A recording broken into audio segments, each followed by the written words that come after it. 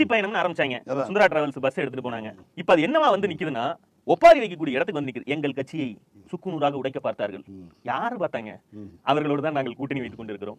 யார் உடைக்க பார்க்கிறார்களோ அவர்களோட கூட்டணி வைத்து அவர்களுக்கே வாக்கு கேட்கிற நிலைமைக்கு நீ வந்திருக்க.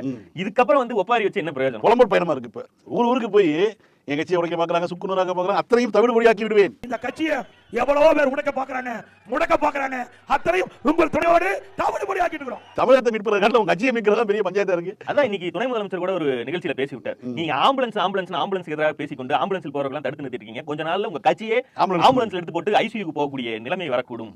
என்னன்னா திமுக ஆட்சி எடுத்து பேசுவதற்கு அவருக்கு டாபிக் இல்லை, பேசினாலும் அது வந்து செல்ஃப் எடுக்கலைங்க போது இப்பதான் அவருக்கு டாபிக் கிடைச்சிருக்கு.